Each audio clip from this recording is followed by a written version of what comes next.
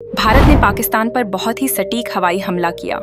हमारी वायुसेना ने बहुत ही सटीक तरीके से ऑपरेशन सिंदूर को अंजाम दिया, जो कि भारत के लिए गर्व की बात है।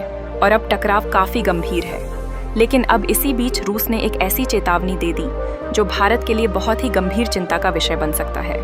वैसे तो पाकिस्तान एक ऐसा कांट है जो समय पर भारत को चुभता ही है, तो ऐसे में अगर भारत को मजबूत और विकसित भारत के सपने को साकार बनाना है तो पाकिस्तान जैसे कांटे का बड़ा इलाज करना होगा, और अब उसका समय आ चुका है। उधर भारत की वायुसेना ने एयर स्ट्राइक को अंजाम दे दिया, लेकिन इधर रू ने भारत को एक सावधान रहने की चेतावनी दे दी कि अब भारत के सामने चीन और पाकिस्तान से भी एक बड़ी चुनौती है, जिसका नाम है डॉक्टर आखिर यहदवर है क्या? उसे हम विस्तार से जानेंगे, लेकिन इस देव को समझने के लिए भारत को रूस के उस बयान को समझना आवश्यक है जिसमें रू संदेश और चेतावनी दोनों दी।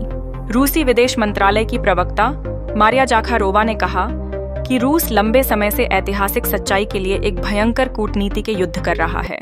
यूक्रेन युद्ध के बहाने रूस को हर मोर्चे पर हर प्रकार के युद्ध में फंसने की कोशिश हुई, और बात केवल आज की नहीं बल्कि हमेशा से सोवियत संघ के समय से ही रूस को कमजोर बनाने का प्रयास किया गया।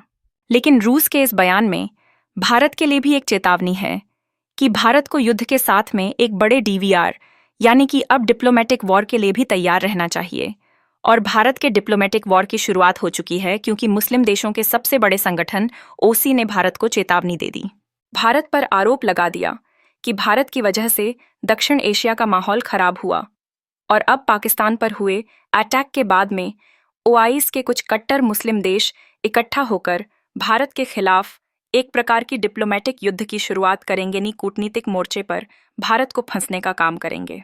हालांकि इस्लामिक देशों के संगठन ओआईसी की ना कोई हैसियत है ना कोई प्रभाव है, क्योंकि यह सारे 57 देश होकर भी इजराइल के हमले से गाजा को नहीं बचा सके।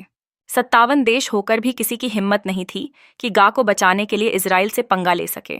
ओसी केवल एक झुंड है जो बंद कमरे में चिल्लाता है कि का मानना है कि भारत को ओआईसी के किसी भी देश को उसी भाषा में जवाब देना होगा। अब यहां से पाकिस्तान के साथ हुए किसी भी युद्ध में भारत को अपने कूटनीतिक हथियार को भी तैयार करना होगा, जैसे कि खाद्य सामग्री और अनाज। भारत का एक बड़ा हथियार हैटवर रखने वाला चीन भारत के लिए अब यूनाइटेड नेशन में एक बड़ा चैलेंज होगा, जो वर्ड पावर का इस्तेमाल कर बार बार पाकिस्तान को बचाने का काम करेगा। ऐसे में अब भारत को डिप्लोमेट से वार के लिए तैयार रहना होगा, क्योंकि युद्ध खत्म होने के बाद भी डिप्लोमेटिक वार खत्म नहीं होते।